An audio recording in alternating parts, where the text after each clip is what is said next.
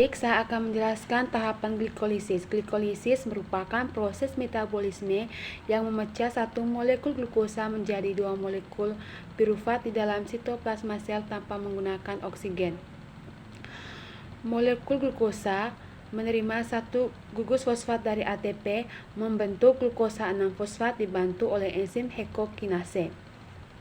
Glukosa 6-fosfat diubah menjadi isomernya yaitu fruktosa 6-fosfat, dibantu oleh enzim fosfoglukoisomerase.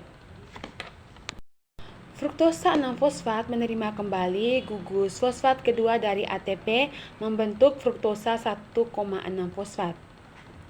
Fruktosa 1,6-fosfat dipecah menjadi dua molekul 3 karbon yang berbeda yaitu dihidroksiaseton fosfat dan gliseraldehid 3-fosfat. Dihidroksiaseton fosfat mengubah fosfogliseraldehid sehingga menghasilkan dua molekul gliseraldehid. Proses ini dibantu oleh enzim aldolase. Setiap molekul fosfogliseraldehid dioksidasi dan menerima gugus fosfat anorganik menghasilkan 1,3 bifosfogliserat dan NADH. Gugus fosfat dari 1,3 bifosfogliserat ditransfer ke ADP membentuk 3 fosfogliserat dan ATP dibantu oleh enzim fosfogliserat kinase. Gugus fosfat pada 3 fosfatgliserat dipindahkan membentuk 2 fosfogliserat dibantu oleh enzim fosfogliserat mutase. 2 fosfogliserat kehilangan molekul air dan membentuk fosfofenol pirufat. Gugus fosfat dari fosfenol ditransfer ke ADP menghasilkan asam pirufat dan molekul ATP keduanya. Selanjutnya saya akan menjelaskan tahapan dari siklus Krebs. Siklus Krebs adalah serangkaian reaksi kimia di dalam mitokondria sel yang mengoksidasi asetil-koenzim A dari pemecahan nutrisi untuk menghasilkan energi. Asetil-koenzim A berinteraksi dengan oksaloasetat untuk membentuk sitrat. Reaksi ini dikatalisis oleh enzim sitrat sintase. Sitrat diubah menjadi isositrat. Dari sitrat, reaksi ini dikatalisis oleh enzim akonitase.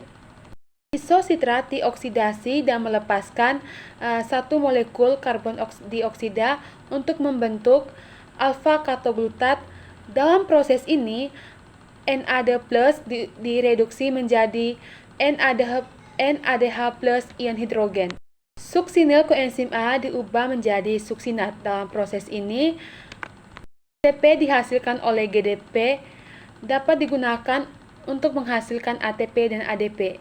Suksinat dioksidasi menjadi fumarat. Dalam proses ini, FAD direduksi menjadi FADH2. Dihidrasi untuk membentuk malat.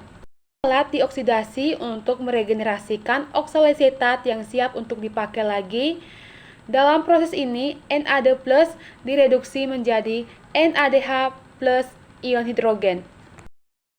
Proses fermentasi asam laktat. Dari glikolisis terbentuk 2 asam pirufat dan 2 NADH.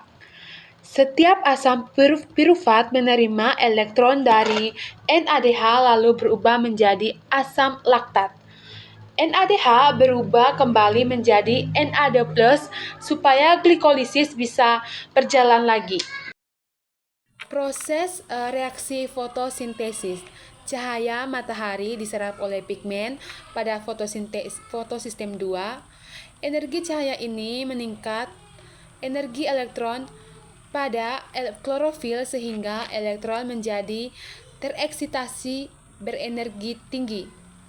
Elektron tersebut dilepaskan dari klorofil akan ditangkap oleh penerima elektron primer.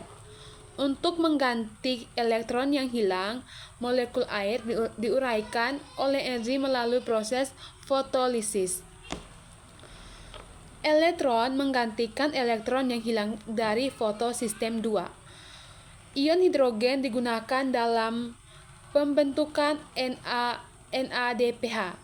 Oksigen dilepaskan sebagai hasil sampingan fotosintesis. Elektron dari fotosistem 2 berpindah ke rantai transpon elektron melalui molekul sitokrom. Saat elektron bergerak turun melalui rantai tersebut, energinya digunakan untuk mengubah ADP menjadi ATP melalui proses fotofosforilasi non-siklik. Elektron yang telah kehilangan energi di fotosistem 2 akhirnya diterima oleh fotosistem 1. Di sini, cahaya matahari kembali diserap untuk meningkatkan energi elektron tersebut. Elektron kemudian ditransfer ke penerima elektron terakhir bersama ion hidrogen. Kadang, fotosistem 1 dapat bekerja secara siklis tanpa melibatkan fotosistem 1. Elektron dari P700 kembali ke sitokrom, bukan ke NADP+. Aliran ini tidak menghasilkan NADPH, tapi menghasilkan tambahan ATP. Proses ini disebut fotofosforilisasi siklik, berguna bila tumbuhan memerlukan lebih banyak ATP daripada NADPH. Proses reaksi gelap fotosintesis.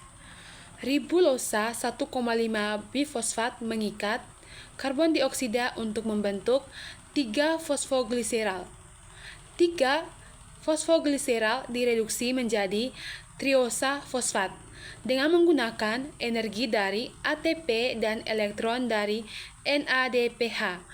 Dalam proses ini, ATP dan NADPH diubah menjadi ADP plus PI. Triosa fosfat dapat digunakan untuk membentuk sukrosa. Triosa fosfat digunakan untuk meregenerasikan ribulosa 1,5 bifosfat yang membutuhkan masukan energi dari ATP yang diubah menjadi ADP.